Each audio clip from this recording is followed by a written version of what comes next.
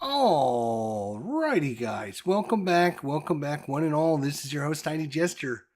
We are going to be talking. This is not going to be any, we're not going to be doing any live gameplay or anything like that. This is a discussion, discussion time about Marvel Champions and what's going on with Marvel Champions. And so I just wanted to start off with letting you guys know if you're coming to watch the video, great, appreciate it. But there's not going to be a gameplay. This is just going to be me sitting around talking about Marvel Champions. And why would I sit around and talk about Marvel Champions? Well, I got into a lengthy discussion with Get Up and Game, and if you don't know, he's got a great Marvel Champions channel. So go check it out. Get Up and Game. And, about a month ago, I decided to try and get back into Marvel Champions, play some, because I spent over $500 buying all the packs and all the expansions and everything, and I wasn't playing it. So I wanted to find a way. And I went and found Get Up and Game's channel. Great guy, has a lot of fun, and he's kind of taking me under his wing. He felt sorry for me. He's taking me under his wing and said, "All right, Jester, I'll help you out because nobody else will do it." And so I appreciate that. So we've been emailed. We actually did a live stream like last week together. It was a great time, and we've been kind of conversing back and forth. He is a Marvel Champions guy. That is his thing. This is his game. This is not my game. This is his game. And I just want to be part of that game and understand it. So I'm going to give you my background so you understand. The question is, this is the question, right? Can you quantify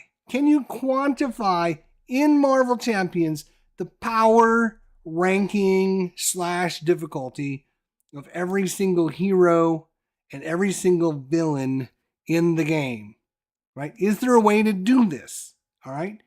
And that was kind of my discussion with him back and forth. But when you type up a 16-page email to somebody, a lot of the words and meaning of things get lost in translation, and you can't get everything across that you're trying to get across, right? And, it's hard to do that. So I said, let me just do a video on it. So that's what this is kind of about. Is I'm doing this video as a kind of a this is my thoughts, and I would love to hear everyone's thoughts about this. All right, and find out what you guys think of.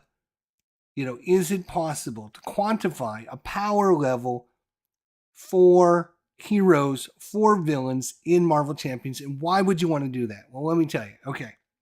So first, my background. I played Marvel Champions when it first came out.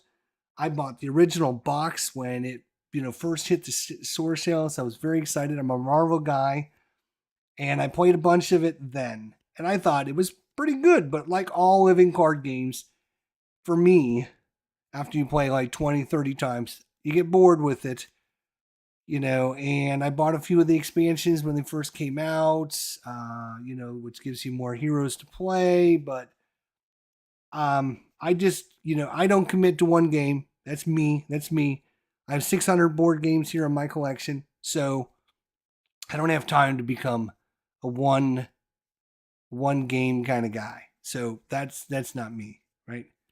And so I come from a background where I play tons and tons and tons of different games. And I've learned tons and tons and tons of different games. I probably played over 5,000 different games in my lifetime. So I know a lot of games. I know a lot of rules. I see things. I can learn a game. Like, I can literally learn a game really quickly. And I understand the basic concepts.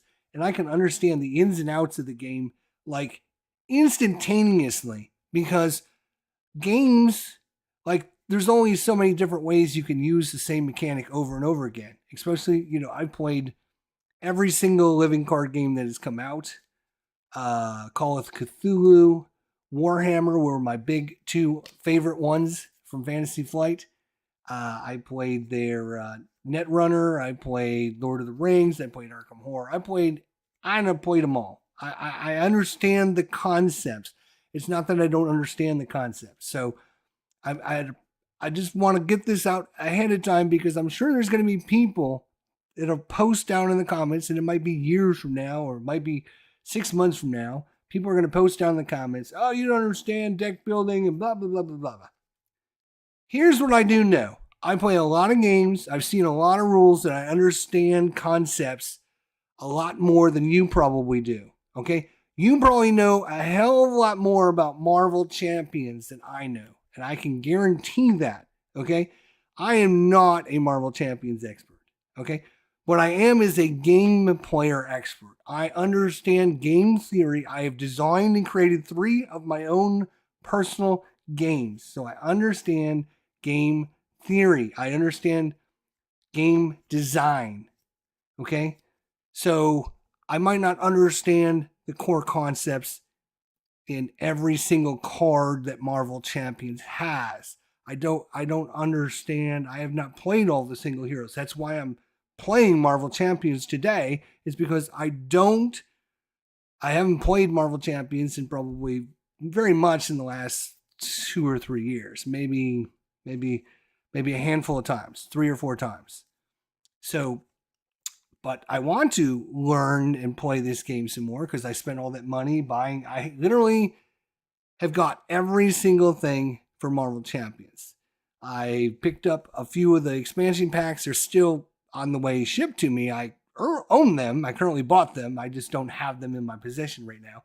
A few of the expansion packs that I didn't have, and a few of the like the Hood and the Mojo pack and the Wrecking Crew and stuff that I kind of just didn't get when they first released. I said I'm going to get every single thing, so I have every single card.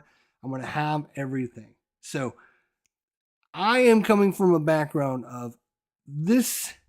I understand game theory. I understand games. I understand the process used. I understand how to play this game. This game is very simple. On complexity difficulty, it's a 3 out of 10. It's not a hard game. I understand the core concept. Now, yes, I ignore words on the card sometimes where it says, hero attack. I understand that I miss things like that, or I forget to put a thing on the a threat on the scheme, or whatever like that. I understand what I'm supposed to be doing, but I just don't play it enough to get that process down. But that's just my background, my history, so you understand where I'm coming from. I am a deck building Dominion expert player. I own 2 versions of every single Dominion and expansion out there. I have a set that sits up on my shelf here that are just in the boxes that I don't use to play with at all. And then I have a second set, a full set of Dominion that I use for gameplay and for playing purposes. I don't play those. I play with my extra set. So I have 2 full sets. And if you know Dominion, there is the core game and there are 15 expansions. And yes, I own all 15 expansions twice because Dominion is my game. The thing about Dominion is you can quantify every single thing in that game. You can quantify the power ranking on every single card in that game. That is where I'm coming from. Okay? So when you understand why is this an issue and what are you trying to do? Here's what I'm trying to do. Okay? When you play a game of Dominion, it is completely random. You're going to have more variability on every single card in the game. And it's going to be extremely difficult for you not to know how each card, it's going to be extremely difficult for you to know how each card is going to interact with each card because there are too many combinations. All right. It is literally, imagine playing Marvel Champions with 643 different heroes. If you had 643 different heroes in Marvel Champions and trying to learn and understand and play them all, That's how confusing Dominion is, right? So you have to quantify the power level of each card based upon that card alone, not how that card works with every other card, because if you do that, there is just way too many variables. There are literally, and I can't even tell you how many different combinations that you can get in your Dominion game, because you take 10 random kingdom cards from every set that you own, and there's now 643 different cards, and you're going to take 10 random ones of those, and then you create your kingdom card from that. So I mean, it's like there are 250,000 zeros after a number. That's how big it is. It's literally, somebody explained to it as, you could take a grain of sand and drop it into the Grand Canyon. You can fill up the Grand Canyon 27 different times with how many different variables there would be in Dominion. Each different game would be a single grain of sand. So there are that many combinations. So when you look at a card, you have to know the power ranking of that card. You could not even think about comparing this card to every other card in the world, because in reality, this card does a certain thing and there's 50 other cards that do the same thing. So when I come back to Marvel Champions, I'm coming back from the theory of how and why. When I want to play this game, Marvel Champions, when I want to play this, the way that I think it's fun and interesting, and everyone is a little bit different, but I like to have my heroes, right, go up against equal and just as tough villains. And so that way it's an interesting fight down the line. If your hero comes into a fight and he completely decimates the villain, and that's fun a couple times, you go, wow, this is really good, right? If your hero goes against a villain and gets wiped off the map 20 times in a row, you're like, wow, this really stinks. What the heck is going wrong? So I like to have equal and fair fights. Some people like to, go against tough bosses. Some people like to go against, wimpy bosses. I think it's important, and for several reasons, that you have and your hero's power ranking and how powerful that hero is. So that's where Get Up and Game and me had this discussion about things back and forth, is because his value and power ranking and my value of power ranking obviously are two different ways. Number one, he's played this game 10,000 times. I've played it maybe 100 times. So he knows everything about this game inside and out. He's played each of the heroes. He's played each of the villains many, many, many, many, many times. He can tell you the name and the color and everything of every card probably in this game. Same way I can do with Dominion. So this is kind of his game, and I'm trying to just learn and understand from him. But again, I'm getting back into this game coming from I don't know, right? I literally, if you looked at my desk, I literally have 12 different decks. No, I think there's actually more than that. We counted the other day. 2, 4, 6, 8, 10, 12, 14, 16, 18, about 20 decks on my decks with different heroes and different villains and different everything. And so when I got back into Marvel Champions, I decided, well, what I'm going to do is I'm going to build some decks, and I'm going to take them against some of the different villains, so I know how difficult and how good these heroes are, because it's been a long time. It's been a long time when, there's a lot of cards that have come out since, I played. There's a lot of different builds that you can do. I mean, the same exact core mechanics from day one till now are the same thing. They haven't changed any of that. They've added some new keywords. They've added some new things to the game, but the same process to play it is basically the same. Building a deck, going up against a villain, solo, two-handed, whatever, blah, blah, blah. So I'm looking at it. So I want to try and get my heroes so I can figure out, oh, this guy is really good. This guy is not really good, and, kind of quantify a power ranking so I know, like, this hero is, we'll say, A tier. Let's say there's A tier and B tier and C tier and D tier, right?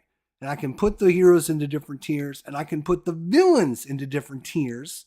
And so I can say, oh, if I'm playing hero that is a B tier, for me, I want to play against a villain that is a B tier.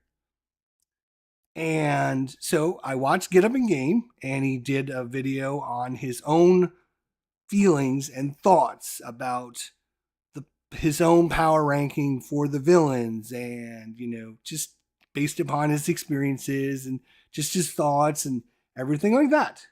And I'm sure there's like 50 other YouTubers that have done the video, but I have not gone and watched 50 other people done it. All I've done is watched Get Up in Games video because I thought, oh, well, he's kind of a buddy of mine now, and I'm kind of listening. He's kind of taking me under, he feels sorry for me, so he's taking me under his wing, and I'm kind of learning what I can from him, and I'm trying to watch his videos, and the best thing about it is he makes this fun for me. He makes this fun.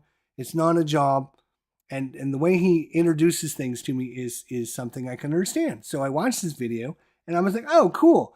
I can now take my heroes, and I can put them against some of his lower level heroes.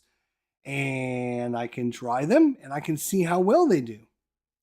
And then I can figure out, right? Because if my hero doesn't do very good, right, then I can figure, well, it's either one of two things. It's either this hero isn't very good, or the cards that are in his deck aren't very good, and maybe I'm just building a bad deck or whatever. Because again, there's thousands of cards now compared to when I played.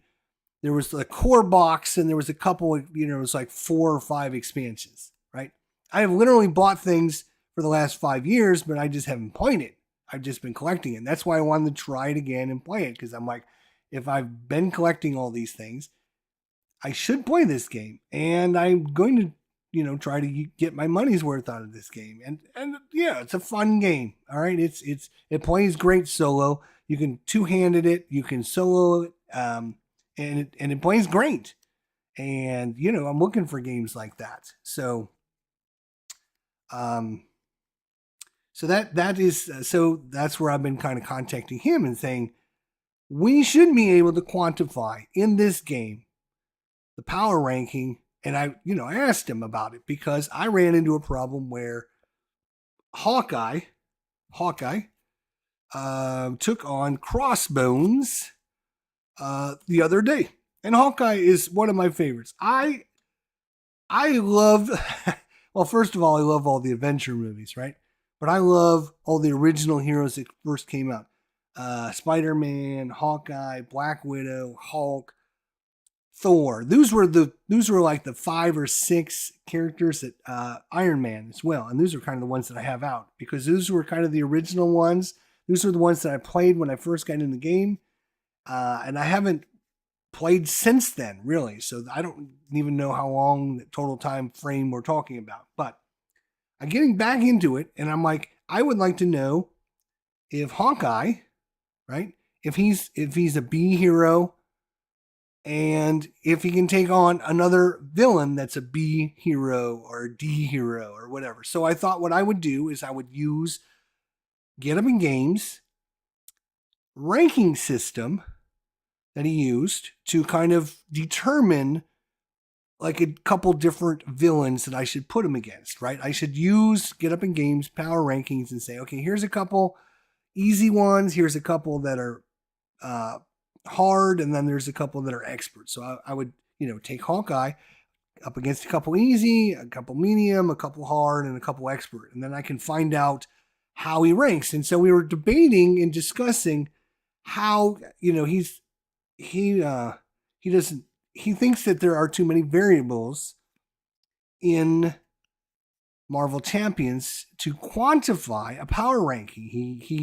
There's just too many variables. And so the discussion back and forth that we had, which I didn't do a very good job of explaining, was the fact that I again, I understand the process, the concept, the core mechanics. I understand all that. But here's, you can, in my opinion, quantify each of the different villains and heroes based upon a power ranking system, because you have that power. And he's like, no, because each hero is going to have, you're going to have a different deck with them. And this is kind of, now we're getting into the meat and the understanding of where I'm coming from and where Marvel Champion players are coming from, and you watching this might be coming from, in the difference in the different views you have of this. Okay, because for me, again, coming from a Dominion background and a deck building background, this obviously not a deck builder in the truest sense of deck building. This is a pre-configuration deck, right? So I have my, what I'm calling my protection deck. So this is a 25 card deck of protection that's got, all the cards in it. It's got all the protection. It's got the villains. It's got the allies. It's got the helo carrier. It's got the med team and blah blah blah. And it's got Agent 13, Nick Fury, Black Widow. I mean, it's got all the cool stuff that's going to make this deck kind of rock and roll, right? So when I take this deck, right, and I add it to, say, Hawkeye, because this is what we did the other day, Hawkeye is now playing with this deck, right? So now the cards, the power level of Hawkeye is based upon 3 things, right? It's going to be based upon his hero power, his alter ego power. I'm sorry, 4 things. It's going to be based upon his cards, his 15 cards that come in his deck. And then it's going to be the cards that I added. So there's 4 things that go into Hawkeye right now. I have Hawkeye, and what's going to determine how powerful he is, right? What's going to determine how powerful Hawkeye is his alter ego power and abilities, his hero power and abilities, his 15 cards that he comes with, and the cards that I added. Now, I think everyone could possibly agree with that, right? Hawkeye's power ranking is based upon his alter ego power, his hero power, the 15 cards, because you cannot change these cards out. You cannot change these cards out, right? This is when you play Hawkeye, you are playing this card, you're playing his obligation, his nemesis, and his 15 cards that come in his deck. When you choose Hawkeye, you must, absolutely, positively, you must choose these cards. There's no and if or buts about it, right? You have to choose these. So the only variable in how difficult Hawkeye is, the only variable is this right here. These are the cards that I add to him that changes how powerful he is. Right? If I say, all right, Hawkeye, I'm not going to use these cards with you, right? I'm going to use where's my other deck? It's right here somewhere. Here it is. I also have an aggression deck. Again, 25 cards with aggression cards, with all the allies, the heroes, your strength and everything, your genius, all your special abilities, everything in this deck. If I add this deck to Hawkeye, the only difference between what I'm playing when I'm playing Hawkeye is these cards. This is the only difference when I'm playing Hawkeye, is the cards that I'm adding to him, right? Whether I add my protection deck or I add my aggression deck or I add my justice deck or whatever. So I think we can hopefully all agree that that Hawkeye's power ranking is going to be based upon his alter ego power, his hero power, his villain, and his obligation, and the 15 cards that he comes with, right? And all of the cards that I add to it. So Nerd Workshop, know nothing about this game. I'm going to say you cannot quantify a power ranking for heroes and villains. Am I right? No, you're not. You're wrong. You're absolutely wrong, because I'm explaining how you can. So this is the crux of this whole process here is the discussion about this. And well, because and I totally understand Get Up and Game trying to help me out, and yes, you're wrong again. One of these days you're going to get it right, my friend. One of these days. So this is the whole crux of his conversation is you cannot quantify how powerful a hero is, right? Based upon the deck, because there's too many variables. And I'm saying, no, that's not true. That's absolutely not true. If I was to take my protection deck, right? My protection deck, right? And I give it to Hawkeye, and he's using these cards, and then I take the exact same deck, and I give it to Thor. What is the difference between what Hawkeye and Thor are doing? What is the difference between these two, right? It's not the cards that I've added in, because those are the exact same cards, right? The difference is in what they do, right? The difference is what they do. It's their alter ego power, their hero power, and the 15 cards that come in their deck. That is the difference, because when you say, well, Thor doesn't work good with a Justice deck, right? You can't just give him a Justice deck and expect him to do. Why doesn't he work well with the Justice deck? Because his cards don't work with the Justice deck. Well, that's his cards then, right? If Thor doesn't work good, and I'm just throwing this out as a random example, I have no idea if Thor works good with a Justice deck or not. So don't get hung up on that. My point is, if I use a Justice deck on Thor and it doesn't work well because he doesn't play well with Justice, then it's based upon his cards that don't work well with Justice. And it's based upon his power that doesn't work well with Justice. Or his alter ego, right? Well, Justice works so much better for this hero or that hero or whatever. Why? The question is why? It's because of this. This is their core mechanic, right? Every hero's core mechanic is their alter ego, their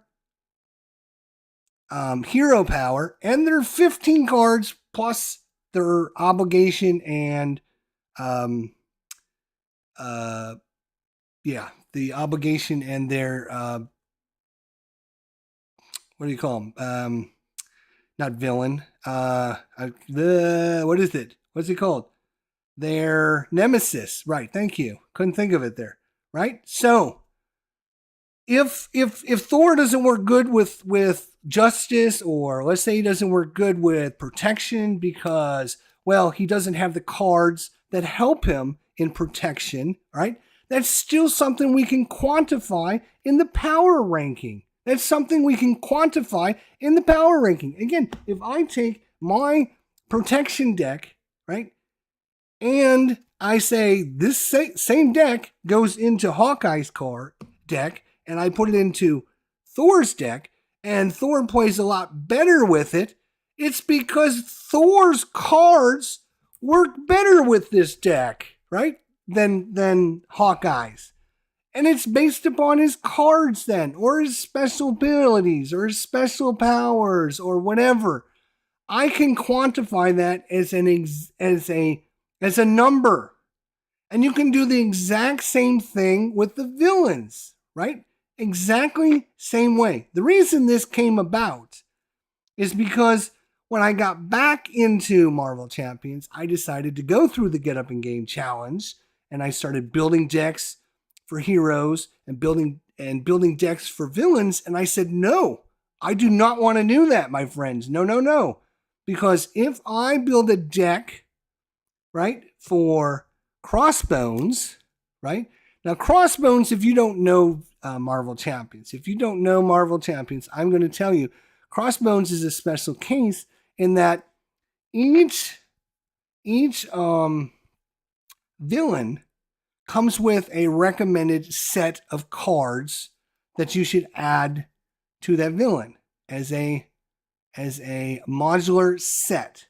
Most villains get one modular set, and so again, we can quantify the same thing with villains based upon, I got to find a villain here, okay, so we have, let me find a good example. Let's look at Ultron. So we have Ultron here. So how do we know what Ultron can and cannot do? Again, the same thing. He's got special powers based upon level 1, level 2, and level 3. And then he comes with his own obligations, his own setup rules, and then he comes with his own special deck of cards. Again, none of this is optional. If you play Ultron, you have to choose all of this. The only thing that you choose is which modular set or sets are you going to play Ultron with. And of course, again, it comes with they tell you, we recommend that you play Ultron with, let's see, what's the set so I can, recommended is Under Attack, okay? So you can play Ultron with any single solitary modular set that you want. You can throw in every single modular set in the world. It's your game. You can do whatever you want. But it's recommended you play Under Attack when you play with Ultron. So again, when you choose Ultron, you have to include all of these cards, right? So the difficulty of Ultron is set. This is how difficult Ultron will be because you always have to choose these. This is not optional. You have to choose these cards. You have to play through this. You have to go through this. Now, the only other option is to choose level 1, 2, or 3. So you either go level 1 and onto level 2, or you go level 2 onto level 3. So that's another choice that you have to make on the power ranking. Okay, so we have standard difficulty and we have expert difficulty. Ignore expert difficulty for right now because that's just going to confuse you and make your brain explode. Okay, let's just assume you're playing every villain at rank 1, and then when you defeat them, you go on to rank 2, and when you defeat them, you win. Okay, standard difficulty. When you play Ultron on standard difficulty, you will see this every single time. His cards, his setup instructions and scheme, and his base cards. Every time you're going to see these. Ultron's difficulty is set in the game. The only thing you do to adjust that is add a modular set to this. Now, if you choose to add in, Under Attack, if you choose to add in that modular set every single time you play Ultron, then Ultron will play the same way every time, right? But you don't have to. You can choose any modular set. You can change several sets. I think, actually, now that I say that, I think it tells you whether or not one modular encounter set. So it does tell you how many encounter sets you can add. So again, there's a recommended one, and then there tells you how many modular sets. So I could add in any other modular set I wanted. And that's what I did when I first got back into Marvel Champions, because I'm like, if I know the difficulty of Ultron and I can understand the difficulty of the bomb scare. So for those of you who don't know, the bomb scare Hey, we'll see you soon, buddy. We need to talk and get together about getting some gaming in. So send me an email. We'll get Combat Commander in. Can't do it tomorrow or Thursday. Maybe Friday, Saturday, Sunday, or something. Let me know. So those of you who don't know, the default back in the day when I know some of you probably don't remember this because you weren't. I was when Marvel Champions first came out. The first thing you do when you open the box, and it's recommended you play Spider-Man versus Rhino and the Bomb Scare. Right? That was. I think everyone that got into Marvel Champions probably played that scenario probably 50 times when they first got into Marvel Champions, right? Because they were learning how to play, and that was kind of the easiest setup. Put this in play and go, right? Here, use this deck and go. And so when I got back into Marvel Champions, I'm thinking to myself, what I'll do is I will take the Bomb Scare, right? And I will just add that to every single villain in the game as I play through them, because that way, what is the only difference if I do this? Someone raise your hand if you know the answer, please. Anyone? If I take the Bomb Scare and I add that modular environment to every single villain that I face for the rest of the games, what is going to be the only difference between that? The only difference between them is going to be, just like the heroes, it's going to be the cards that they come with. It's going to be the cards they come with. Ronaldo, what's going on, my friend? Good to see you. So, if I take the Bomb Scare and I say, I'm playing Rhino with the Bomb Scare, and I'm taking my Hawkeye. I'm taking my Hawkeye against Rhino with the Bomb Scare, and I whip his butt, right? Then I take Ultron, right? And I add the Bomb Scare to Ultron. What's the difference between these two decks? If I take Ultron and Rhino and I add the same modular kit, if I add that in, the only difference between Rhino and Ultron are its special abilities, its different schemes and setup rules, instructions, and then the cards that come with them. So, because of this reason, right? Because of this reason, you can quantify a power ranking for every single hero and villain. And if you want to continue on with that, you can power rank every single modular set in the game. And I'm sure there's been people that have done that. And you can quantify it because you can do and change things out exactly as I said. Ultron is a much tougher villain, right?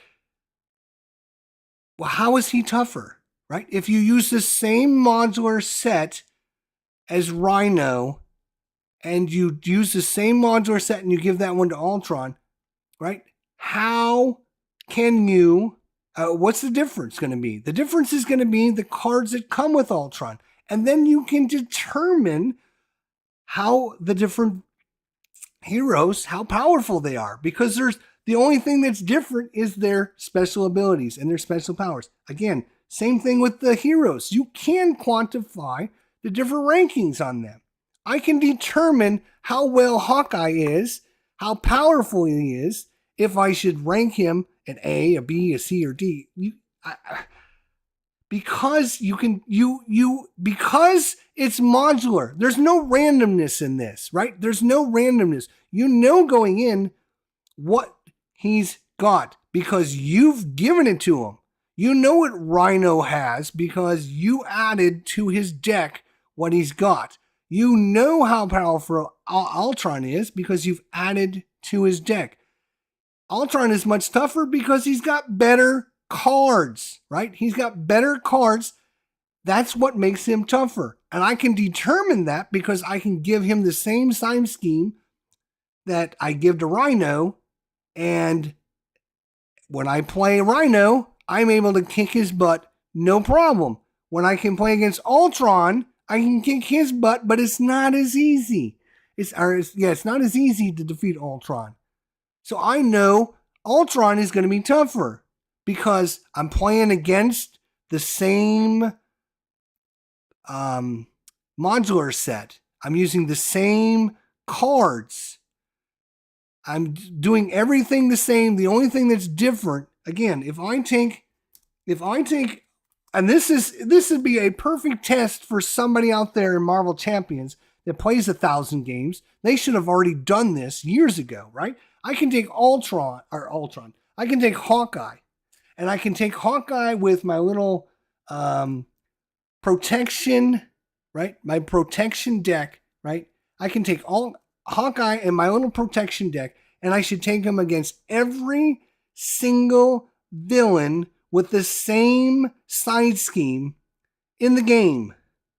And then I can determine how powerful all of the villains are because I will know the difficulty of them based upon the fact that they don't.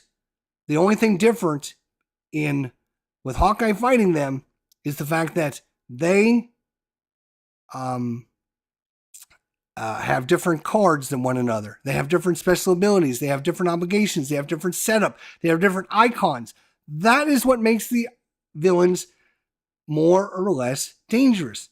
Case in point, when I did this and got back into Marvel Champions, I put Bomb Scare on every single villain because I wanted to find out how tough they were. Were my decks any good? Were my decks terrible? Who knows? I wanted to fight some villains and find out, but I didn't want to just fight the villains with their side schemes. Because if you do that, you are not giving an accurate account of how powerful these villains are. Now, again, if you were to take Ultron and never, ever change out his modular set under attack, and you always used under attack with Ultron, you could also get a baseline, right? If that was the case, though, they wouldn't have modular sets, right? The reason for modular sets is that you can adjust. Why? That's a great question. Raise your hand, boys and girls, if anyone can tell me why there's modular sets in the game. Anyone? Anyone know? The reason there are modular sets in the game is so you can adjust the difficulty of the villains based upon how easy or tough you want to make them. Because if Ultron had a set of cards, right, and his underpower cards, let's just say that his underpower cards didn't come as a modular set. They just came standard in his deck, right? And there was no such thing as modular decks. Instead of having the modular decks, all they did was put them into the villain deck. Then every time you played the villain, they would play the exact same, right? They would play the exact same. And they said, and they did smart, right? Fantasy Flight, they are so smart. I'm telling you guys, you don't know how smart companies are, right? And I've been preaching this for years and years on my channel. And hopefully some of you guys that have been around here just recently, you'll figure it out and you'll understand how smart I am. Companies like Fantasy Flight, they know everything inside and out about their game. A lot more than everyone else does. And I'm telling you, they know all this information. And they designed it this way. They know, right? If they had Ultron playing the same way every time, people get bored. They don't want people getting bored. They want everyone excited playing their game 5,000 times a year. And they want people to be excited. They want people to be involved. They wanted people to be interested. They're not going to get that if Ultron plays the same way every time. So what they did was they very smartly, they come up with modular sets. Modular sets allow you to take in and out of the villains, right? I can add to the villains. I can put the bomb scare on Ultron. I can put under attack, and I can give that to Rhino, right? I can do all this mixing and matching. I can do that. And the reason I can do that is why, my friends. Let me hear. It's so you can adjust the difficulty of the villain, right? If you can adjust the difficulty of the villain based upon the modular set you're adding to it, that means each of the villains has a power ranking because you're adjusting it. It's that simple. It is that simple. If I give a villain a different set, is going to adjust its difficulty up or down based upon the set I give it, right? So that means, right, his difficulty goes up and down, which means each of the modular sets has a power ranking. It's that simple. It is literally, and it took me 12 pages emailing Get Up in Game to try and explain this, and I did a terrible job of this, right? Trying to explain it. But like I said, when we first did this, is you can quantify the difficulty of the villains, of the encounter sets, of the heroes, and of all of the different decks. Yes, you absolutely can. It's very simple, and that's the advantage of a modular set system. That is the advantage of it, is you can adjust the difficulty. I can go to my Hawkeye. Where is he? Let's go to my Hawkeye, right? Right? And I can put crappy, no good cards that don't work with him in here, right? I can take 25 basic cards that don't do anything and add them to Hawkeye, right? I can do that. What's that going to do to Hawkeye? Is that going to adjust anything? Yes, it's going to adjust his difficulty.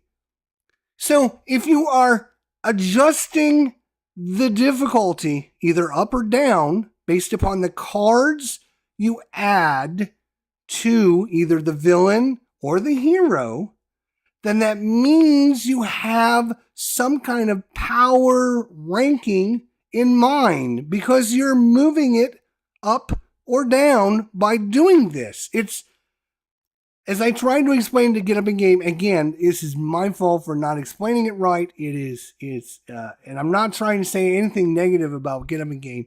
He's a great guy. He has done so much for me to try and get back into Marvel Champions. He's made it fun to build decks, which I hate doing. I absolutely hate doing it. But now it's like he's challenging me, which is great because otherwise I would kind of put this game aside. Now I've got inspiration, right? I've been inspired by him, and I'm sure he's inspired hundreds of other people besides me. He's a great guy and he does a great job on his channel. He makes it fun. That's the best thing. He makes it fun. And again, this is absolutely, positively nothing against him. I'm not calling him out on this at all. What I'm calling out is there is a way, I believe, to quantify and to explain this in an email. I've been going for 50 minutes and 54 seconds. So to try to explain this in an email would be about 80 pages long and typing and everything. So I kind of emailed them back and I said, let me do a video so you can understand what I'm saying, right? I understand what he's saying, right? Oh, there's too many variables. And I kind of understand his thought process on that, right? Because he has played thousands of games of Marvel Champions. He has put probably every single villain up against every single hero. He's used every single modular set. He's been through every one of the campaigns. He has seen it all, right? And I'm sure most Marvel Champion fans, and I'm not just calling him, I'm just saying in general, most dedicated Marvel Champions fans have played a lot of games and used a lot, and they know a lot, and they've seen a lot. They've probably seen every card. I've probably seen every card in the game, but have I used every card in the game? No, right? That's one of the reasons I didn't want to get back into Marvel Champions. was because I felt it was a big waste of time and effort because you're using the same cards over and over and over again, which is a different discussion, which we'll have some other day. Right now, what I'm saying is, and even they even say it when you watch YouTubers and when people do ranking videos and anything like that, right? They always talk about, they talk about making something more powerful or less powerful. I can make this more powerful. I can do this, and I can add power. Again, Fantasy Flight, one of the smartest companies in the world when you're talking about gaming, right? They've been through the ringer. They've got 8-10 different living card games. They know their shit about this. They know what they're doing, right? They know we need to keep each of these villains interesting. We need to keep each of the heroes interesting because we can make it modular where each time they play it, it's different. It's different ranking. A little easier, a little harder, a little tougher, right? And how are we going to do that? How do we make Ultron harder? How do we make him more difficult? We change the modular set that he goes with. And this is a perfect example of what I'm talking about. When I got back into Marvel Champions, I took the bomb scare against Rhino and against Crossbones and against Ultron and I think even Green Goblin a couple times. And I was just wiping the map of all these villains, right? And I said, maybe what I should do is use their modular sets so I can make them a little tougher, right? Make them a little, it seems like the bomb scare is a very weak, and it is, if you look at it, it's a very weak. There's only 4 cards. There's not much damage that's going to happen to you. Not many bad things are going to happen to you. It's basically the game. Whenever one of the bomb scare cards comes out, nothing bad really happens to you and you don't have to worry, which basically gives you a free turn. If you take the bomb scare against Thanos, which is one of the toughest guys, or what's the other guy? The other guy that's ranked really, really tough, right? If I give them the bomb scare, how tough do you think they're going to be, right? So their power ranking is based upon, again, their set of cards, right? When you see people online doing power rankings, they are assuming you are using the modular set that was designed and created for that villain, right? And that's Ronan. Thank you very much. Ronan. Ronan is the other really tough, mean guy. And everyone says he is a beast and he's terrible and blah, blah, blah. Give him the bomb scare sometime and see how tough he is, right? His power ranking is going to go way down. He's going to go way down. And that is on purpose. There's nothing wrong with that. I am happy to do that. But if that is the case, then I can say without a doubt that Ronan is an 8.6, right? Let's just say I'm going to use some numbers now, right? Because I'm a math guy. And you can quantify this stuff with math. I can say X equals Y plus Z. And you might say, well, what does that mean? X is your power ranking, and your power ranking is based upon X, right? Which is the cards you come with. I'm sorry, X is your power ranking. Y is the cards you come with. Again, when I choose Cliff Barton, there are cards that I have to absolutely positively take. His hero card and his alter ego card, right? I have to take his 15 card deck, and I have to take his obligation, and I have to take his side nemesis. So those cards I have to take, right? The other Z element is the cards that I add to him, right? X equals Y plus Z. His power ranking is equal to the cards he comes with plus the cards I add to him. If I add the same cards to every single hero in the game, Z is equal to the same number, whatever that number is. Z is equal to 4. Let's just say my deck, my Now let's say, let's just give it a nice round 20, right? So let's just say my power ranking number for my deck, my protection deck is a 20, right? So if I give this to Hawkeye, and Hawkeye is, let's just say Hawkeye in general terms, right, is ranked at 10, Hawkeye is then going to be a 20 plus 10.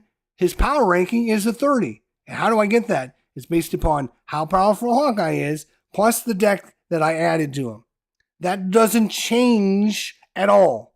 Doesn't matter what villain I play him against. That number doesn't change. I can play him against Rhino. I can play him against Green Goblin. I can play him against Ronin. I can play him against anyone, but his number isn't going to change, right? And you do the same thing on the other side with the villains.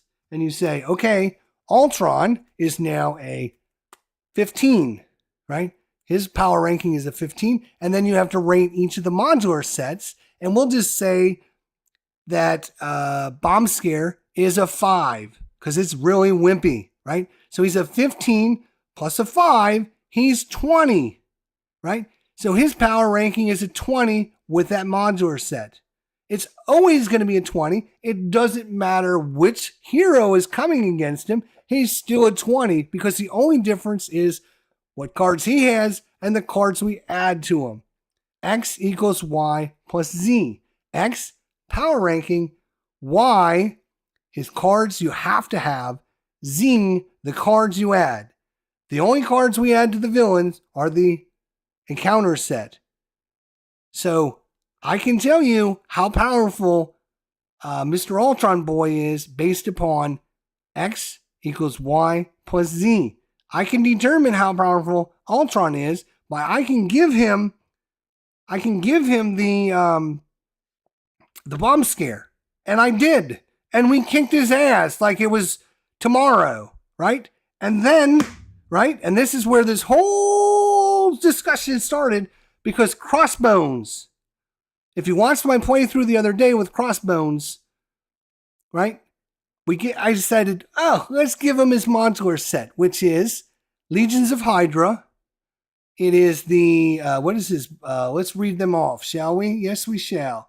Hydra Patrol, Weapon Master, and Legions of Hydra. He's special in that he gets 3 modular sets to go into his deck, right?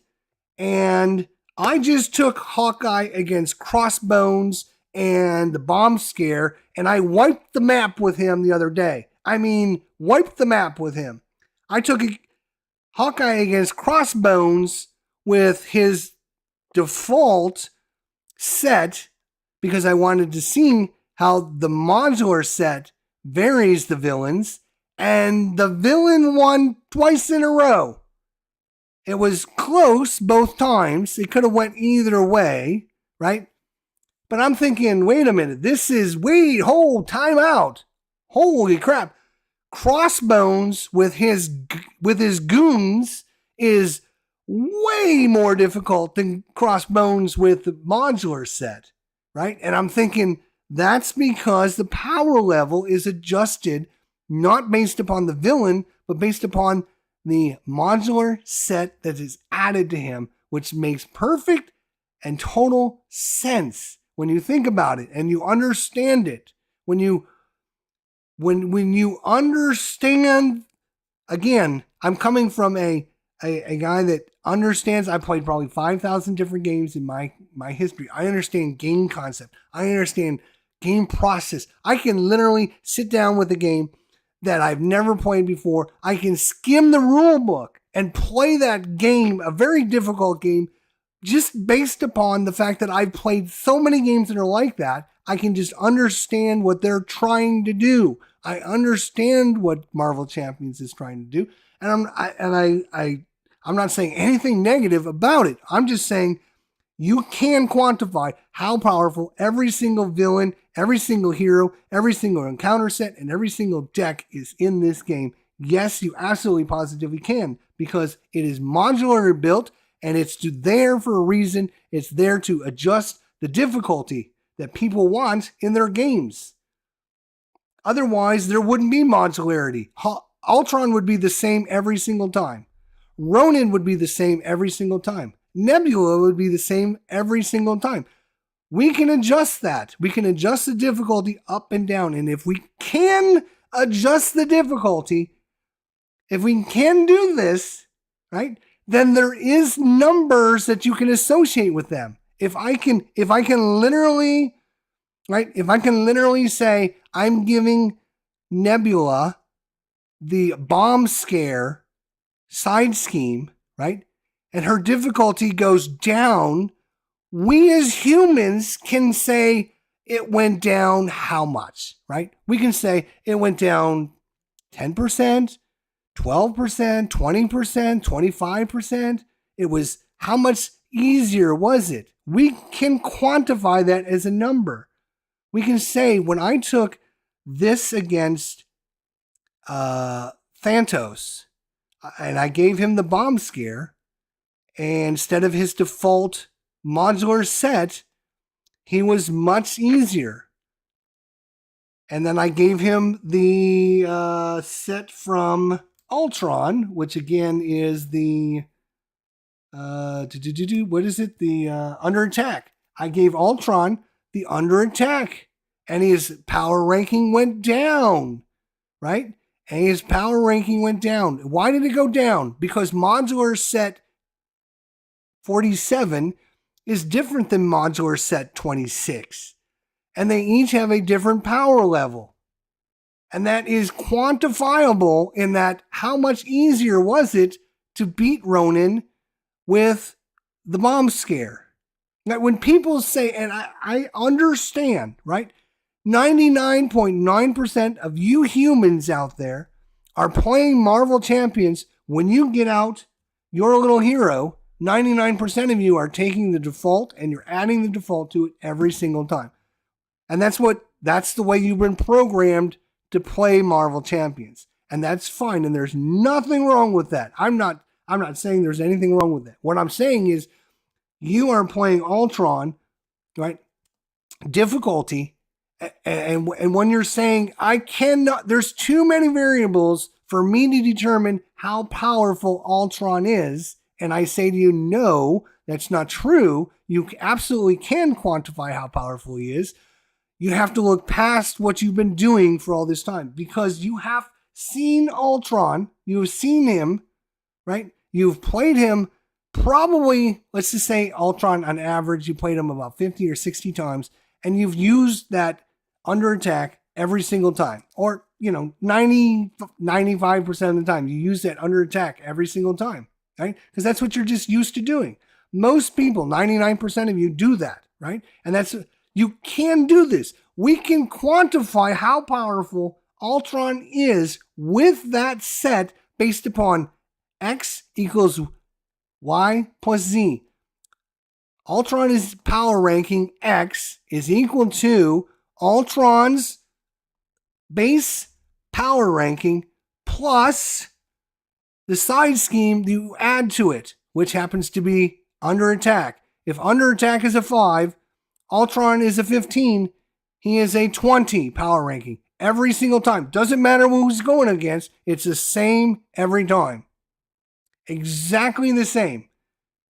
And that's to get, I don't want to say to get this through people to have them understand it. It's just, it is again, a game theory thing. And I don't think a lot of people understand or even contemplate or think about it, right? I do, because I do this stuff all the time. And it's roused around inside my little brain. The more sets you put into the villain deck, the weaker he becomes. Depends on the set, right? I can take the Masters of Evil and give it to Rhino, and Rhino is going to be a lot tougher. Now, when you add more sets to the game, to the villain, he will have more cards he needs to go through, and there's some mechanics you have to think about, right? But on each of the villains, it does recommend how many sets you should add. So for Rhino, it says 1 modular encounter set. So if you add 1, doesn't matter which one it is, you can add 1 Rhino will play differently based upon the modular set you add. So you don't believe me, we can test this come probably Friday or Saturday night. We have to wait till then because I got things scheduled on Wednesday night and Thursday night and Friday night this week. So it'd have to be either Saturday or Sunday, maybe Friday. I don't know. We'll have to see, but it's going to be a while before we can actually test this. But you can actually test this. We can sit down with Hawkeye and my little protection deck, and we can go up against Rhino with the bomb scare, and then we can put Rhino up against the Doomsday Chair, and we can see how much difficultier Rhino is based upon the encounter set that's added to him. And if he's different in any way, in difficulter, or he's more easy, and we use the same encounter set, and we use the same cards, the only thing that's different is the encounter set, then we can quantify how difficult that encounter set is. And if I take and I go through the same motions, and I choose Hawkeye, and I say, we're going to take my protection deck and Hawkeye, and we're going to take him against every single villain in the game with the bomb scare, we can see how easy and difficult each villain is based upon what variable. The only thing that's different is their cards, their special abilities, their powers, and their obligation and setup rules. So the only thing that's different between Rhino with the bomb scare and Ultron with the bomb scare is the cards that come standard. X equals Y. Y is the cards you have to use, right? Play Rhino with the Green Goblin stuff. Exactly. You can do anything you want, but when you do this, you're adjusting the difficulty of the hero and the villains accordingly. And you can quantify that with numbers because you're taking something to make it easier. Well, the first thing I would ask you is how much easier? Well, I don't know, maybe how much easier, is it really easy? Is it really tough? Is it like, and you do that enough times, you can get a number. You can absolutely get a number. You can say, well, it's about, I would say I killed Rhino on average about one turn earlier, and we can quantify that to a number. Let's just say 5, right? So I can say, oh, well, if you can kill somebody in a round earlier, on average, you would have to test this over and over again just so you can get a nice averaging. There is a way to understand how powerful each and every villain is in the game. Absolutely. And every hero as well. We've been talking about the villains, but the same with the hero. Again, I can take my little protection deck, right? And I can take the exact same deck and I can give it to Hawkeye and Spider-Man and Colossus and Shadowcat and Hulk and Black Widow and Groot. And the only difference when I play them is their cards. It's the only difference is that Y variable. The cards that you have to use when you play that hero. That's the only difference. If I take my little protection deck and I give it to Spider-Man and I play him against Rhino in the bomb scare, and then I take my protection deck and I give it to Colossus against Rhino and the bomb scare, the only thing that's different between what I just did and what I did before is the deck that Spider-Man uses and the cards that come with him and the cards that come with Colossus and the special ability and the alter ego power and all that stuff. So that's the only difference. This is the difference. I can determine how good this hero is because this right here is different. Come here. This is different than this. If I give Shadowcat the same protection deck as I give Colossus, the only difference are these cards. And I can determine how well and easy they are. How difficult and how powerful they are. And I can, we're not talking about an exact science here. We're not going, he's a 0.859736. No, we're not. We're just trying to classify. Again, when I'm trying to get back into Marvel Champions, I want my A heroes going against A villains. I don't want my A hero going against a D villain. That doesn't make any sense. That's not any fun. I want my B heroes going against B villains. I want my C heroes going against C villains.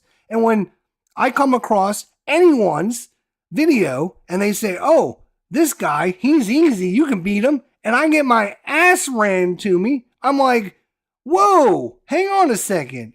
How did that happen? I just beat this guy down with the bomb scare, and I give him his standard stuff, and he just takes me out? What's going on here? I literally lost. I had Crossbones down 2 times. It was like 1 round. All I have to do is go and kill this guy. And he literally brings out 3 minions. The first time I lost, he brings out 3 minions, schemed out on me because I couldn't stop him. And the second time, he did 9 points of damage in 1 round. Right? So I'm thinking, wait a minute. This is one of the easiest villains, according to people out there. And again, I'm not saying anything about Get Up and Game. This is not about him. This is about anyone out there, right? This is about when I'm looking at Crossbones, and I'm like, wait a minute, hold up. I just beat this guy down like he was a redheaded stepchild yesterday with my same deck that I'm using. Something is wrong. So I played him again, and it was close fight again, and this time he did 9 points of damage to me in 1 round. 1 round. Now, you don't think a modular set makes that big a difference when you're determining your power ranking, right? It makes a world of difference in there. I beat him down like a redheaded stepchild when I gave him the bomb scare, which is what I was doing. I was using the bomb scare with every single villain because, again, I wanted to get that baseline so I can get this villain is good. I'll give him a B. This villain's really tough. He's an A because I'm using the same modular set, right? Then I decided, well, we're going to try and up the power ranking a little bit, and we're going to give them their modular sets since that is what I was told.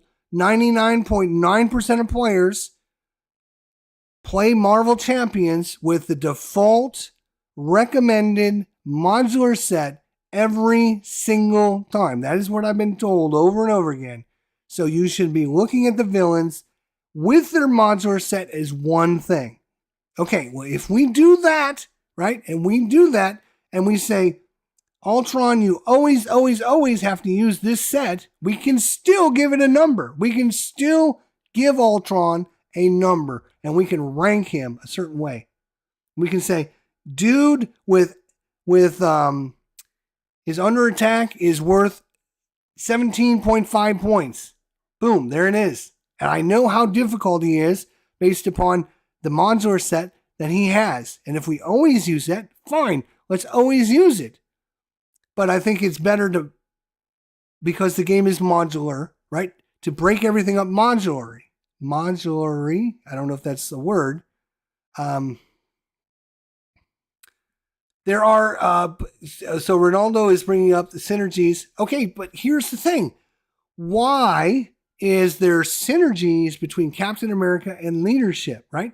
It's because of Captain America's cards. It's because of Captain America's special abilities. It's about his special powers. That's how he gets the leadership bonuses. So you can quantify that still with a number based upon his power ranking. In fact, you could give, Captain America is an 11, right? That's his power ranking. If you give him a leadership deck, he's a 12. He's a 13, whatever you want to, whatever number system you're going to use. You could use percentile, whatever. But let's just say you go with the standard, 1 to 20 number, right? So give power ranking to heroes. And let's say Captain America is a 15 with protection. He's a 19 with justice. He's a whatever. I mean, you can quantify these based upon his special abilities, his special powers, his cards in his deck, whatever. You can alter that and make it a manageable thing because, again, you're only adjusting a few things, right? You're only adjusting a few things based upon the power ranking of the hero with the different aspects, is what I'm trying to say. So that is, again, if you guys are just joining us, this is a discussion that I was having with Get Up and Game, and I didn't do a really good job of explaining it in an email. And again, I've been talking for an hour and 20 minutes, and just think how long that email would be if I tried to email that to him. And I wasn't doing a very good job of explaining it to him. So I just said, let me do a video so you can understand where I'm coming from, because I think we're having a great discussion, and it's a great discussion. But we're coming from two different angles, and I'm not sure we're ending in the same.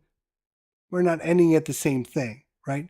He thinks there, and it could be again based upon knowledge, experience, expertise. He's got an expertise in this game. I don't, right? I have more knowledge in more games. He's got more knowledge in this game. I have knowledge of other games and game theory. He doesn't. So, I mean, we're coming at it as two different people from two different angles, and we're ending up with two different things.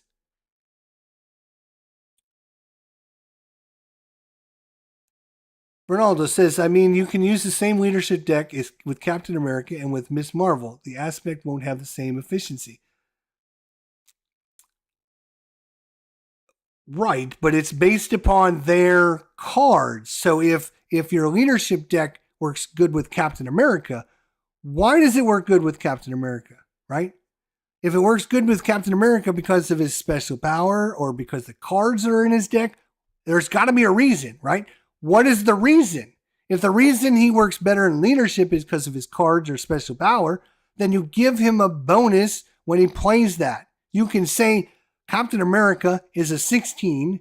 When you play him with a leadership deck, he's an 18, right? You can still quantify that because you are adjusting things. When you take that same deck and you give it to Miss Marvel, right? She doesn't get a bonus for playing leadership because her cards don't work with leadership. Her special abilities don't work with leadership. She doesn't get that special stuff. So she doesn't get the bonus. So her power ranking with that deck will be lower. That's how simple it is. That is exactly, Ronaldo, you're saying exactly what Get Up and Game said. You can't give heroes and villains a power ranking because every aspect works differently with the different heroes. And I understand that. Yes, I understand that. Right? Some heroes work better.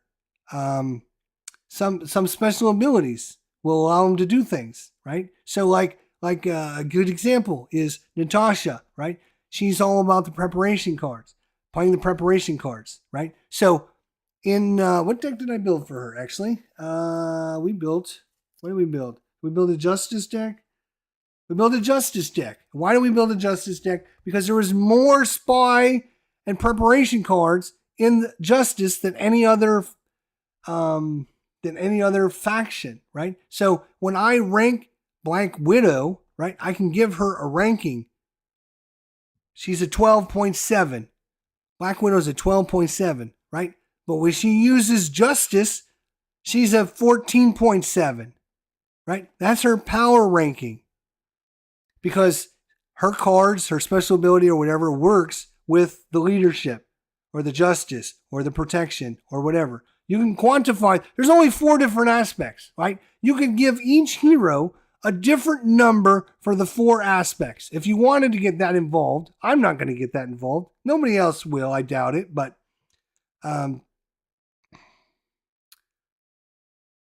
leadership deck doesn't have the same value depending on the hero. No, that's not true. It is the same cards going to the same to different heroes. So if my deck doesn't work well, it's because of the hero's cards. It's because of the hero's power. It's not because the deck changed. The deck is the same.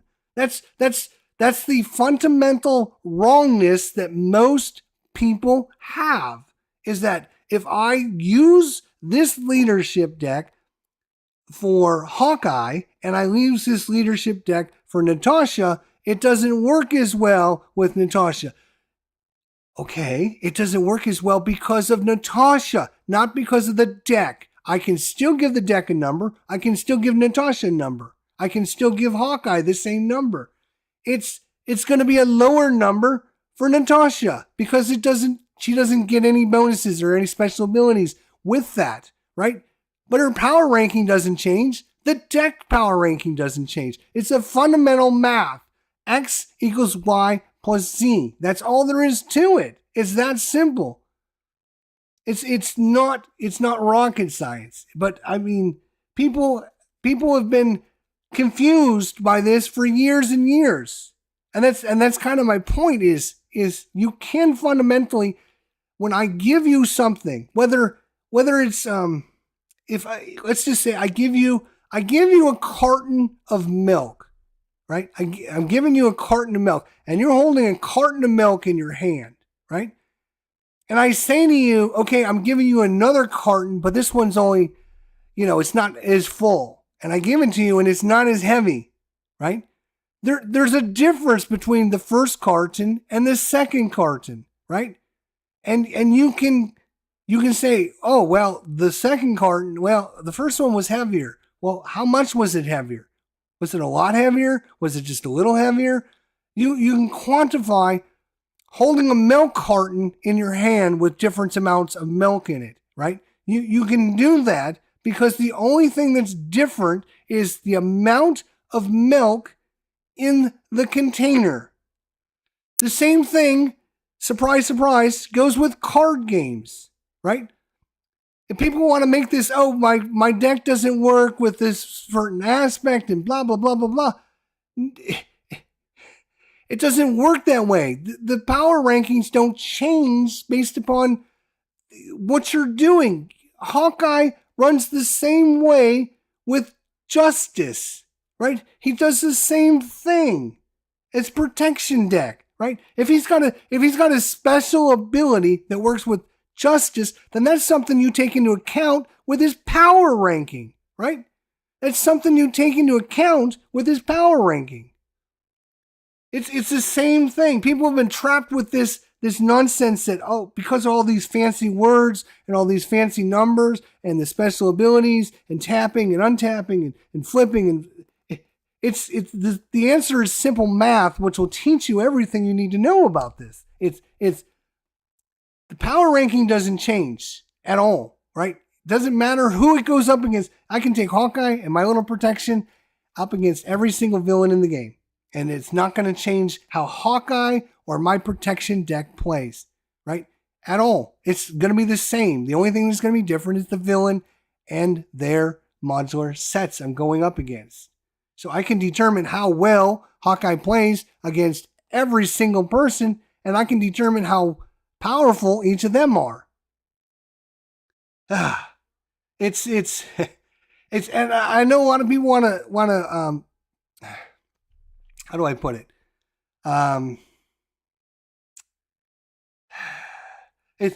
Again, you would power rank some of this stuff into the different heroes, right?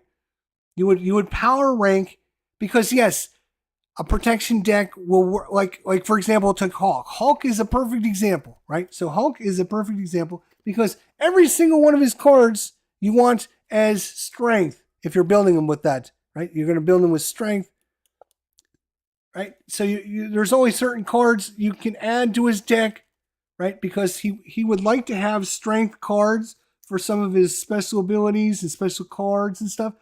You're gonna understand how the deck is and how the hero is designed to work, and you're gonna understand when you make your power ranking on Hulk, right? But that's not gonna change, right? Based upon if I give him my aggression deck, right? My aggression deck or my protection deck, right? If I give him my protection deck, I'm still going to want to give him the little fist, physical. I guess it's physical, right? I want to give him the physical, right? So I'm going to give him my protection deck. Again, you're not going to have just one deck. This is not, don't get me wrong. This is just an example. I'm not going to have just one protection deck. I'm not going to have just one justice deck, right? I'm going to build many, many, many different decks, right? I'm going to build many different. The reason I'm using one as an example is because with one, I have a baseline and I know what the baseline is, right? I can use this baseline to alter and I can like Hulk. I gave this example the other day, right? Is the fact that I recently just got the limitless stamina cards, right? Play only if your identity has at least 14 printed hit points. One cost event, it lets you ready your hero, right? So before I got this card, right, Hulk's deck, right, was ranked at or my protection deck was ranked at like, say, 8.2, right? When I changed out a couple cards and I put those cards in it, my rank went up, right?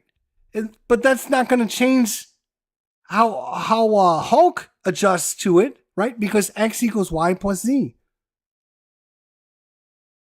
Well, anyways, I've been going for an hour and a half. I didn't want to make it this long, but I just wanted to kind of cover some stuff, talk about some stuff, and everyone.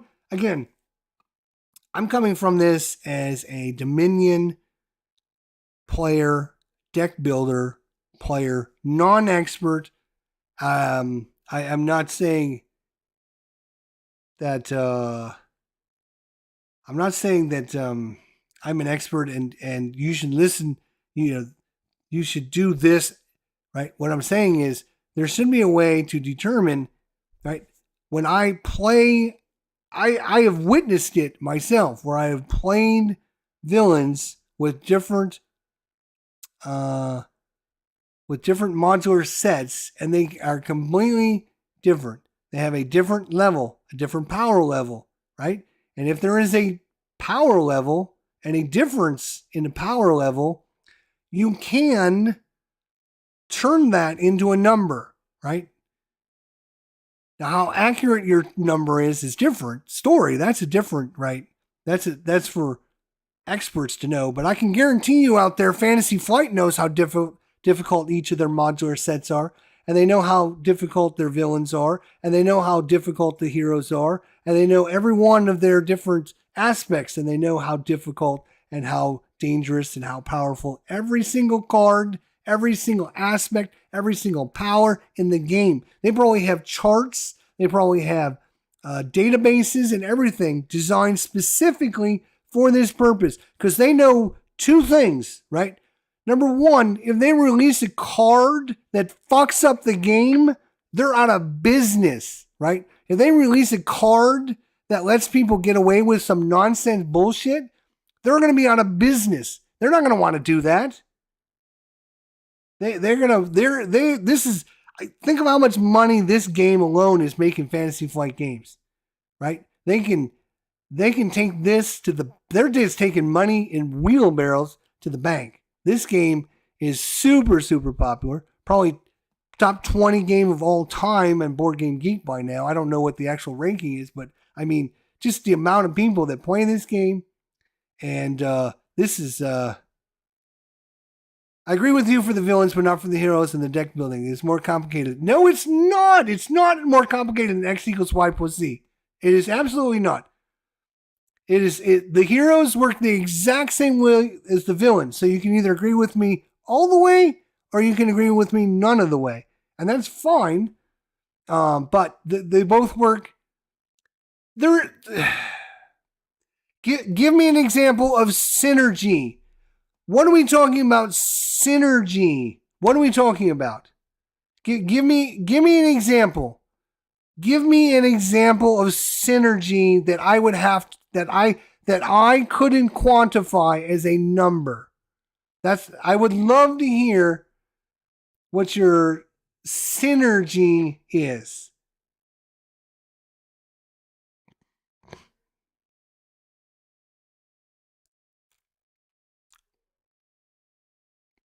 Because every card, every power, every special ability, right? They have a rank, they have a number, right? When you spend a card and it costs, let's say it costs 2, right? It costs 2 resources, right?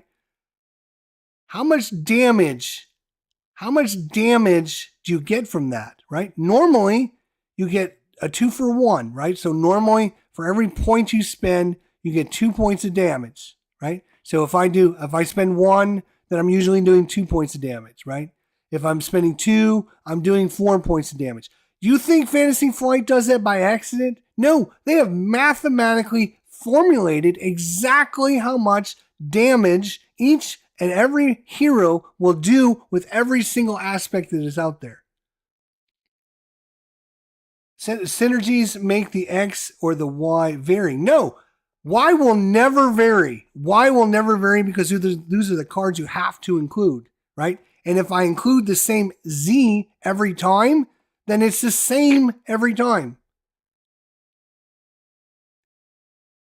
That's where Y will never change. Y is the cards you have to play. So for those of you confused, because Y is the hero card, all of the default cards that come with the set, his 15 cards, your obligation and your nemesis. Those cards are Y. Those are cards you have to play. For the villains, right? Your Y is, again, their base cards, any of the setup and obligation cards, and any of the default cards that come in their deck. Those are Y.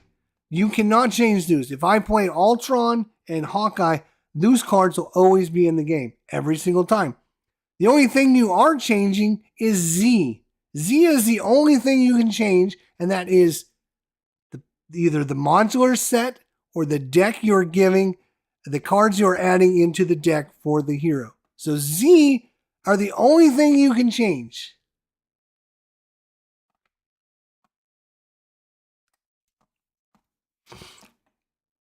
There are mathematics, but are more complex than this equation. There is. I mean, we didn't even get into.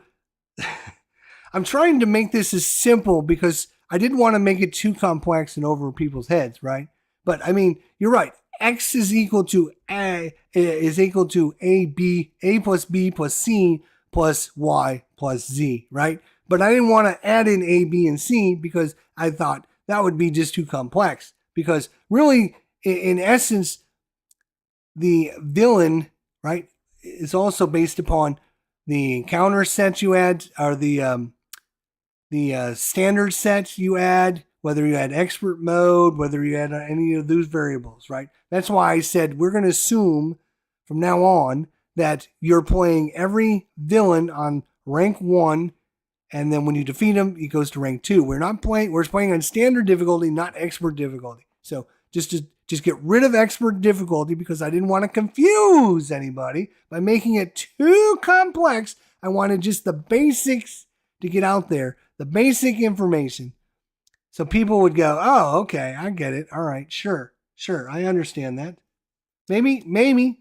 Again, I understand there is a lot of variability, right? But there is no synergies or this hero works special with this that you can't quantify as a bonus or as again, you could even go so far as to rank every single hero in each of the different aspects separately. So I could say Hawkeye in protection is a 9.2, Hawkeye in a leadership is a 8.7, Hawkeye with a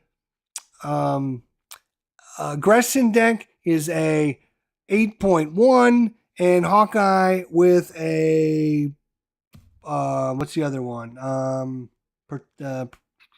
Justice deck is a 10.2, right? I can literally go in and I can for each aspect I can tell each hero this is what your power ranking is because of synergies or special abilities or because there's more cards that work well with them. However you want to phrase it, right? I can still say, okay, Black Widow is a 10.2 with Justice because there's more preparation cards in Justice. But in Aggression, she's only an 8.6 power ranking, right? Because they don't have as many preparation cards and she works well with preparation cards. I can go in and I can quantify this still and I can list every hero in every single aspect out there. And again, I'm not just building one deck, right? I'm just using that as an example. I'm just using 1 as a number. You could have 20 different aggression decks, 25 different aggression decks with 25 different rankings, right? I can literally build a aggression deck that's going to have like a 3 power ranking because I can put all the crappy cards that no one uses in it. If you don't believe me, right, go watch Get Up and Game. He did a video where his wife, right, who has no knowledge of this game, picked out all the cards for him that was legally able to and build a deck for him and picked out the villain and picked out the hero. And it was a great episode. I would highly, highly recommend. Have a good night, my friend. Thank you for coming by. We do appreciate it, my friend. We're going to be done here in like 2 minutes. I'm going to be done. And I would highly, highly, highly recommend you go watch this video because you will see, right, a great hero, Groot. He actually, his wife chose Groot for him. And I can't remember the villain he went up against. But the card deck, right, for him, right, was power ranking was terrible, right? Absolutely terrible. And let's just say, it was fun to watch because, you don't come to a gunfight with a knife. And that's basically what happened. He did not have a very strong deck. Let's just say it that way as nicely as I can. And of course, it's because if I was to randomly grab 25 cards out of my aggression deck, just randomly, right? I'm not going to have any synergies. I'm not going to have, that's why you build a deck, right? You're going to build a deck. But let me ask you, my friends out there, do you use the same exact deck, right? Every single time with that hero, right? Do you use a protection deck every time you play Hawkeye? Every time do you use the same cards? Every single time. You never change. If you play Marvel Champions that way, then this video isn't for you. You need to go play Marvel Champions and have a good time. This video isn't for you. This video is for people like myself that are interested in trying to determine, hey, how powerful is Spider-Man? Should I put Spider-Man up against let's see. Give me somebody. Should I put Spider-Man up against Sandman? That's a great one because I think they're in the same universe. So my Spider-Man, should I put him up against Sandman? Right? Is it a fair and equal and good fight? Or is Spider-Man top tier and Sandman wimpo and it's just going to be a beatdown? If that's the case, then what I can do is I can bump up Sandman by giving him a better modular set. I can give him a lot more difficult modular set than the one that defaults to him, right? And then I can make his power ranking go up. Also, on the other end of the spectrum is I can give Spider-Man against Sandman, and maybe I get my butt kicked 3 times in a row. And I'm like, wait a minute. What the hell is going on? Is Spider-Man wimpy? Right? I can adjust the difficulty, right, of the villain based upon the modular set. I can give the modular set, I can give him a wimpier one. I can give him the bomb scare, right? Sandman, give him the bomb scare. And or give him under attack. The under attack's kind of a wimpy, it's okay one. But the only way to know this, right, is to actually figure out and get a power ranking system going out there where we know that the bomb scare is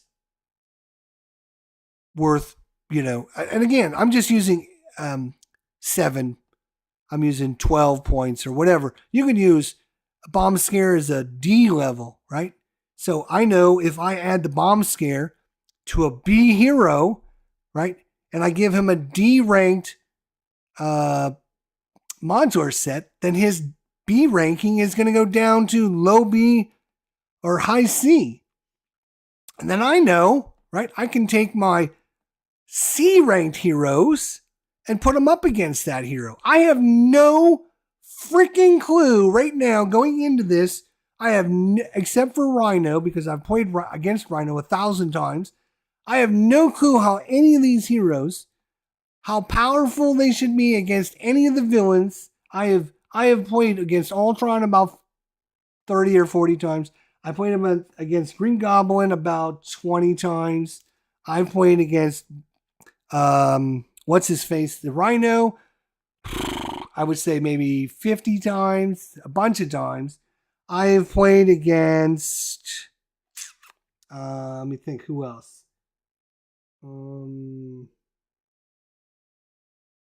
Right, and that's the whole purpose of this, is for me to go, well, I don't know who I should be taking up against who, right? I don't know. Should I be taking War Machine up against what's his face? Crossbones, right? Is that a good matchup? Is that a bad matchup?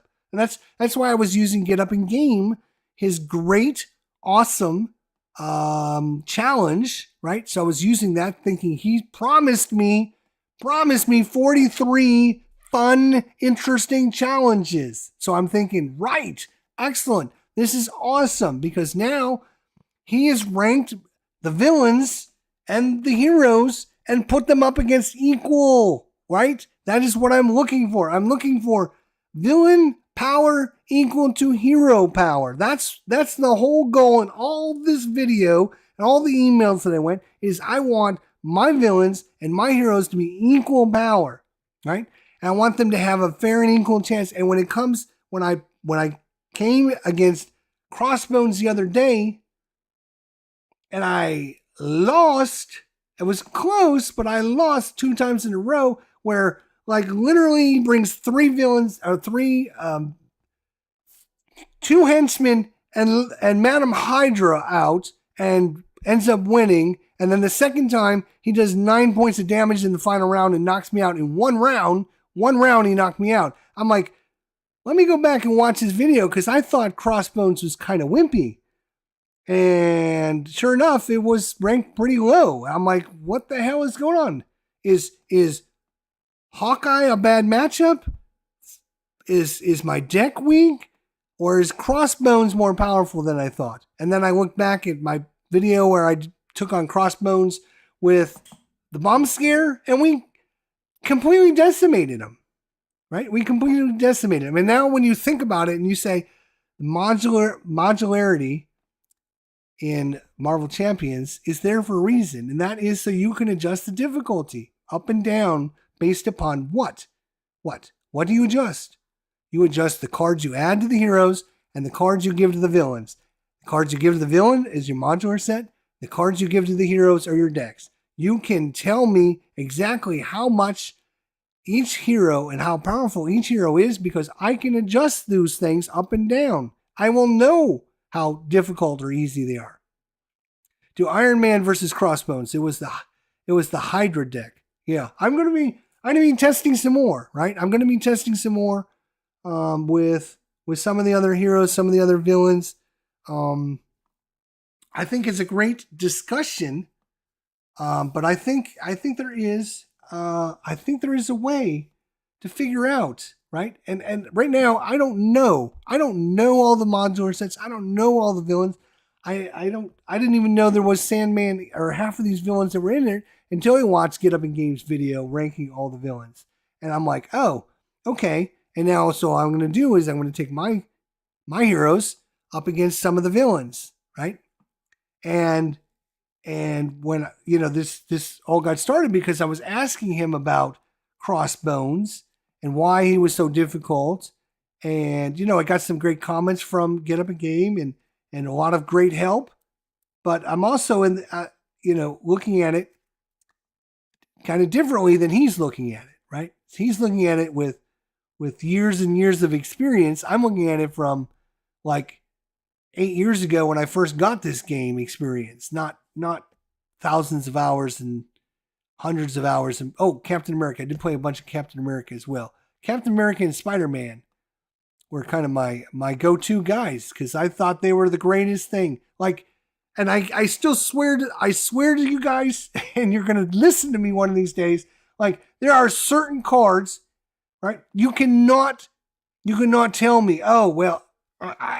there are YouTubers out there, and not just Get Up and Game. There's other ones, right? And I've watched some of the people, and I watched them, and I listen to what they have to say about some of the heroes, and I'm like, that is absolutely not true.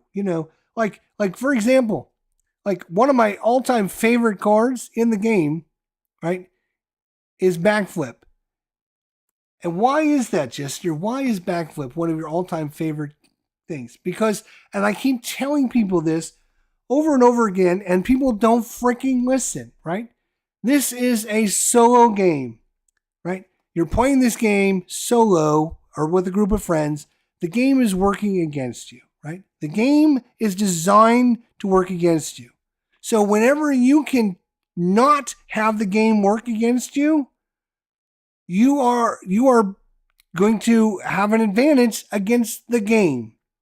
The game does things by having you draw cards and doing attacks and, following the rules and doing all this stuff.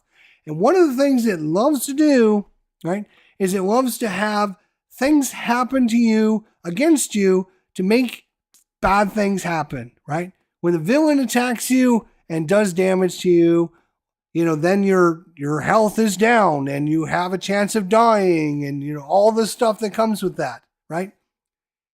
And that's how the villains work against you. When I literally have a card that prevents that from happening, that means the game mechanics that work against me are null and void. That's why that card is one of the best cards in the game. Again, the game is designed to have the villain attack you and do damage to you and blah, blah, blah. And that's what it's there to do. And that's its purpose. If you can nullify that, cancel that, right? If let me ask you a question. If you could say, instead of giving the villain one threat every turn, right? You alter the rules of the game. Doesn't that make it so that you are, it makes it so that it's going to be easier for you to win the game, right? Because you've altered the rules of the game. You said, all right, I'm no longer giving you one threat at the start of your round every turn. Nope, I've decided I'm not doing that. You've altered the game. You've changed it because now they're not doing that. That's what this card literally does. It changes the rules of the game where instead of you taking damage, you can literally have them attack you and backflip out and take no damage whatsoever. And when I hear certain people say, "Oh, Spider-Man, he's no good," I'm looking at it from a totally different aspect. Maybe he's got thousands of hours in. He's played Spider-Man 1,000 times, and he's played him against 100 different villains. So he's now been numbified, right? Has anyone ever heard the expression, can't see the forest, you can't see the forest through the trees in front of you, or whatever that expression is, right? Like literally, I can type up a page, right? And I can read this page, and there's a typo on it. And I literally read this page 25 times, right? I've read it 25 times. And I've read it, and I don't see it. There's no error. There's no problem with this. I've had this happen to me. I played a game for 20 years, and finally somebody says, "I think you're reading this card wrong. You're doing it wrong." And I'm like, "No, I've played this game 20 freaking times. I know what I'm doing." And then I look at the card, and I'm like, wait a minute. I am not doing this right. I have literally played this game. I've read this card 25 times, and I've never played it correctly because I couldn't see the forest through the trees, right? That happens, right? Humans, we do that. There's nothing wrong with that. I'm just saying, I'm coming at this from a perspective where I don't see the trees because I haven't played it 1,000 times, right? When I look at Spider-Man, I'm looking at it with math in my brain, right? I can literally have the villain waste a turn attacking me, and I have 3 of these cards in my deck. Let me think about it. Not only that, but it costs 0 resources to bring it in. And because you're Spider-Man, you get to draw a card. Let me think about this for a second. I can literally, you're only normally playing about 8 to 12 turns. That's normally what you're playing. Normally you try to get it done in like 5 or 6 turns. But let's just say 6 to 10. Let's go 6 to 10. If you're playing Marvel Champions, you're playing 6 to 8 turns around the table, and that's it. That's pretty much all. Game will be over one way or the other. You're either going to win or you're going to lose. In about, tell me if I'm wrong, right? 6 to 10 turns. Of those 6 turns, I can literally have the enemy not attack, or well, attack me and do no damage for 3 of those turns. 3 of those turns, I can literally have the enemy not do any damage to me, waste his complete turn, and give me a card. And you're telling me Spider-Man is not very good, and he's not very defensive, and he can't hold his own? Are you serious? That's I would argue this point with anyone. I have played, again, Spider-Man more than probably any of the other heroes, maybe Captain America. And it's Marvel Champions is just a math game, man. Every single person out there that plays Marvel Champions uses math to figure it out. It's all about, well, if I don't defend this, he's going to end up doing X damage, which is 3 or 4 or 5 points, right? And you're trying to figure out, if I take X amount of damage, can I survive or not, right? So it all turns into a math game anyways, and I can literally turn that X equals 0 3 times in a row, plus get bonuses like drawing cards and everything because I'm letting the villain attack me. And I think the card actually does something else too, doesn't it? Now that I think about it. When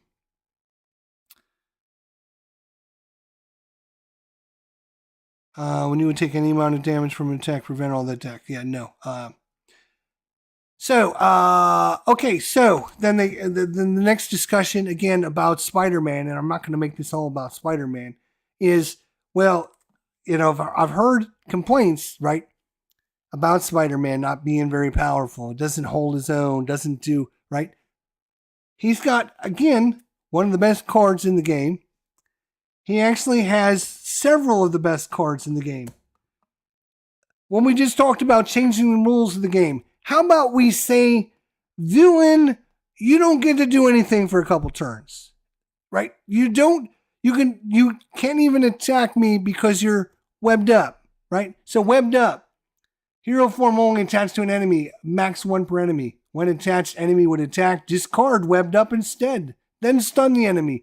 So again, I'm only playing 6 to 10 rounds against this guy, and for 2 of those, I can make him not do anything, which basically alters the game in my favor. So there is also like one of the most important parts, right, and figuring out your power level, right, of your power level is your alter ego sign, your hero power, and the cards that come with you. We looked at Spider-Man's cards, and maybe I should do this in another video. We'll have my own power ranking on all the heroes. There's literally only one that I know of, and maybe there's a couple more nowadays, but there's only one there's only one card that I know of in the game. There's only one way to recover, and it's to heal, right? To recover, to heal, to get your health back. Poor Peter has only got 3 recovery. That's about average. I think most of them are 3s or 4s or whatever, right? But Peter Parker can't hang with, he's just wimpy. He doesn't do anything with anybody. Blah, blah, blah. He's got one of the best support cards in the game with Aunt May. Every time he goes, right? Every time he goes into alter ego form, he can heal 4 health. Every time. 4 health. Aunt May. Boom. Done. One of the best support cards.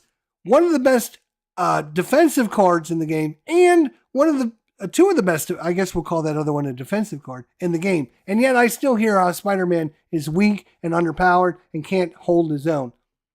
I'm going to take Spider-Man up against any of these stupid villains, and I'm going to kick their ass in the next week because I'm going to give them the bomb scare, and then we'll see how powerful they are. Screw you all. That's what I'm saying. That's what I'm saying. All right, I got to run. Thanks for watching. Take care, my friends.